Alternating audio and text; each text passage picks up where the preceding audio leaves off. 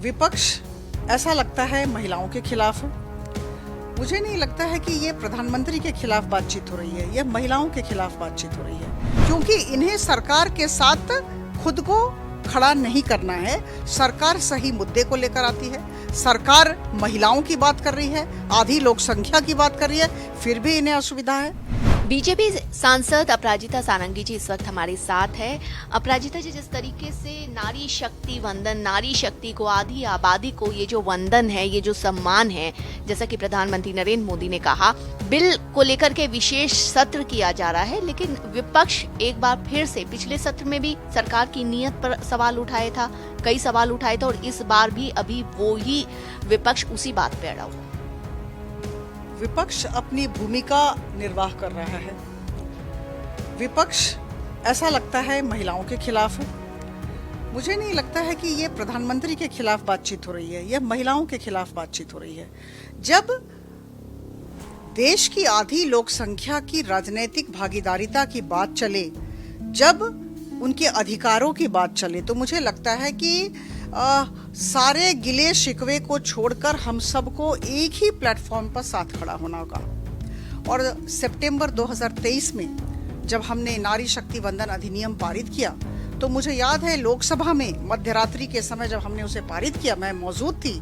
उस समय विपक्षी दलों के नेताओं ने कहा था कि हमें शीघ्रातिशीघ्र इसका कार्यान्वयन चाहिए। तो मुझे कहीं ना कहीं लगता है कि ये shifting of the goal post करते हैं, आज कुछ कल कुछ, क्योंकि इन्हें सरकार के साथ खुद को खड़ा नहीं करना है। सरकार सही मुद्दे को लेकर आती है, सरकार महिलाओं की बात कर रही है, आधी लोक संख्या की बात कर रही है, फिर भी इन्हें असुविधा है। तो मुझे कहीं ना कहीं लगता है कि ये महिलाओं के विरुद्ध खड़ा होने की कोशिश कर रहे हैं, और महिलाएं समझ रही हैं, देख रही हैं। देखिए, हमारी प्रधानमंत्री जी को मैं धन्यवाद देना चाहूंगी एक महिला होने के नाते, कि जो कार्य 26-27 वर्षों से नहीं हुआ था, 1996 में सितंबर में श्री देवगौड़ा जी तत्कालीन प्रधानमंत्री इस बिल को लोकसभा में लाए थे। उसके बाद विभिन्न सरकारें आईं, और ऐसा नहीं है कि चेष्टा सबने नहीं की, सबने चेष्टा की, लेकिन शायद साहस सबका नहीं था, या फिर सबको साथ लेने की जो एक काबिलियत होती है वो दूसरे सरकारों के पास नहीं था। और अभी प्रधानमंत्री जी की सरकार, वर्तमान की सरकार, अभी सबको साथ लेकर चल रही है, और स्पेशल सत्र, विशेष सत्र लाकर 3 बिलों को उपस्थापित करेगी। 2 बिल हमारे कानून मंत्री उपस्थापित करेंगे, और 1 बिल हमारे गृह मंत्री जी उपस्थापित करेंगे, और इस पर गहन चर्चा होगी, और सारी बातों को सबके समक्ष रखा जाएगा। और बात सिर्फ एक ही है कि आज के दिन लोकसभा में 13.6% महिलाएं ही जो आसन है उसे सुशोभित करती हैं, सांसद के आसन को। बड़े दुख की बात है। अगर आप दूसरे देशों को देखें तो रवांडा में 61% है उनके पार्लियामेंट में, और अगर आप स्वीडन में देखें तो 46%, न्यूजीलैंड में भी वही हालत है, फिनलैंड में भी बहुत अधिक है। तो अगर इन देशों में इतनी संख्या, इतनी बड़ी प्रतिशत महिलाओं की है संसद में, तो हम पीछे क्यों रहे। और अगर आप विधानसभाओं की बात हमारे देश में करें तो महज 10% विधायक महिलाएं हैं, तो बहुत दुख की बात है। तो मुझे लगता है यही समय है, सही समय है। प्रधानमंत्री जी ने इसे पारित कराया, लेकिन 3 वर्ष बीत गए, और अभी समय आ गया है जब हम तुरंत ऐसा कार्य करें 2-3 वर्षों में कि 2029 का जो साधारण निर्वाचन हो, उसमें हम नारी शक्ति वंदन अधिनियम को लागू कर पाए। सोनिया गांधी ने यही कहा कि बिल मेरा लेकिन शर्त भी मेरी। ओबीसी कोटा कहाँ गया है?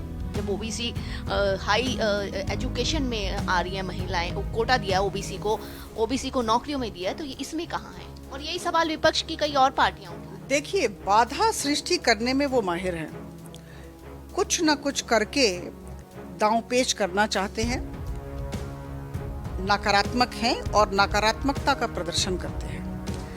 जब इस पर बातचीत चल रही थी, या कोई नई बात नहीं है, सितंबर 2023 में हमने इस पर बातचीत कर ली है, हमने इसे पारित किया है, और मैं कह दूं कि सबने इस पर दस्तखत किया था। श्री ओवैसी जी को छोड़कर सबने हाथ उठाया था और सबने समर्थन दिया था।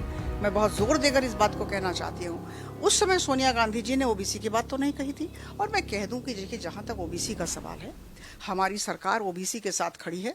उनके जितने कंसर्न्स हैं, उनकी जितनी समस्याएं हैं और उनके जितने विषय हैं, बहुत गंभीरता के साथ हमारी सरकार लेती है। लेकिन अगर इस स्टेज पर, इस समय अगर हम ओबीसी की बात करें और ओबीसी को लाने का प्रयास करें तो कहीं ना कहीं लीगल हर्डल आ जाएगा।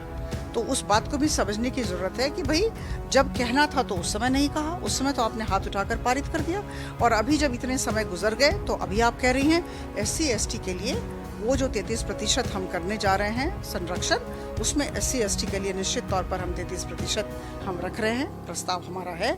लेकिन जहां तक ओबीसी का सवाल है, ओबीसी के प्रति मन में बहुत ही संवेदनशीलता है, लेकिन इस बिल में अभी जो कल बिल पेश किया जाएगा उसमें नहीं है, क्योंकि अब इस स्टेज पर लीगल हर्डल आ जाएगा। तो मुझे लगता है कि उस बात पर अभी हम उस बात की चर्चा न करें, बस चर्चा यह हो कि कैसे ये जो हमने अपनी महिलाओं को 27 साल इंतजार कराया, अब उन्हें इंतजार हम न कराएं, उनका जो अधिकार है उन्हें दें। और ये सामूहिक दायित्व है, यह सिर्फ महिलाओं का दायित्व नहीं है, पुरुषों का भी दायित्व है, ये पूरे समाज का दायित्व है। इसे हम अंग्रेजी में कहते हैं होल ऑफ सोसाइटी अप्रोच।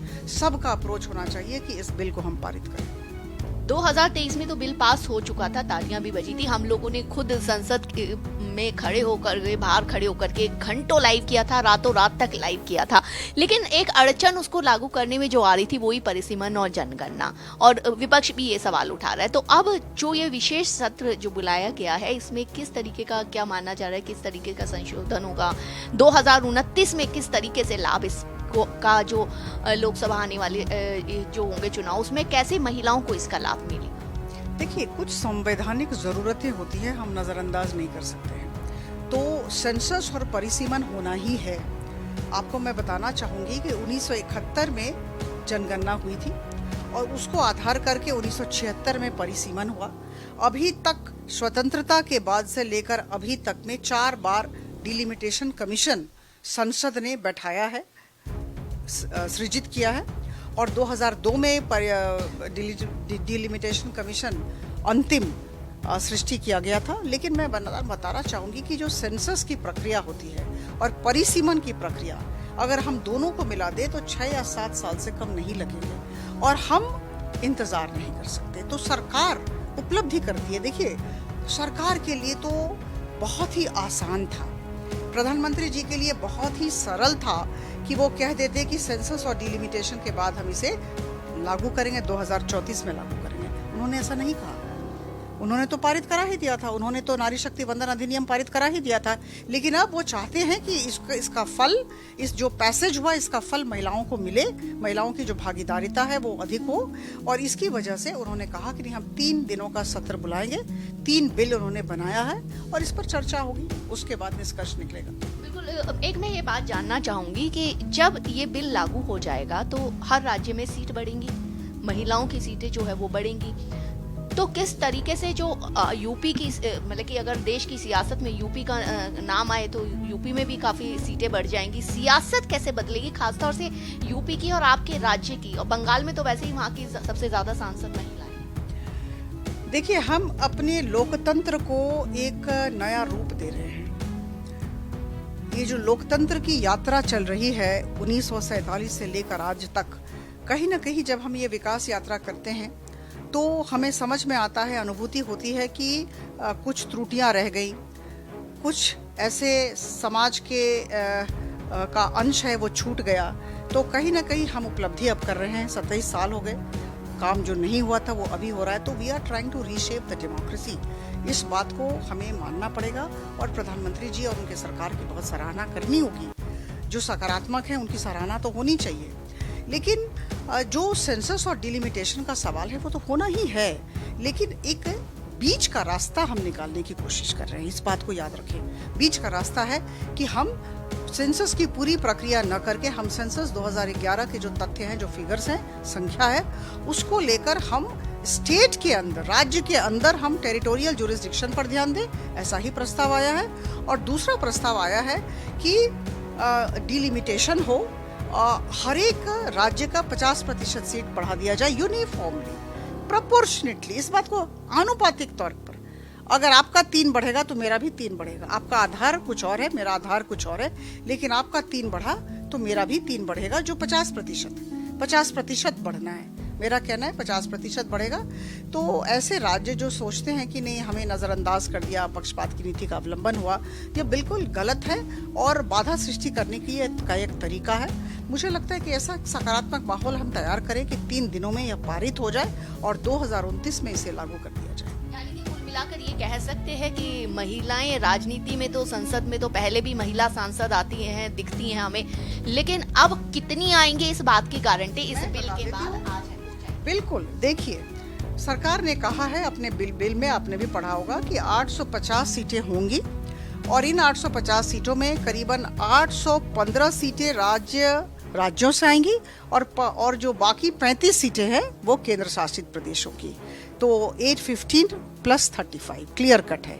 तो उसमें मैं आपको बता दूं कि ये जो 815 हुए या फिर 850 हुए, 850 का 33% 273 महिलाओं को सीधा यानी कि कुल मिलाकर कह सकते हैं कि यूपी के किसी गांव की दादी जो है वो ये सोच सकती है कि उसकी पोती के लिए संसद के दरवाजे खुले हैं और वो उनकी पोती जो है संसद में बैठ करके उनकी आवाज को, उनके राज्य की आवाज को, उनके गांव की आवाज को जो है वो उठाएगी, उनके मुद्दों को उठाएगी।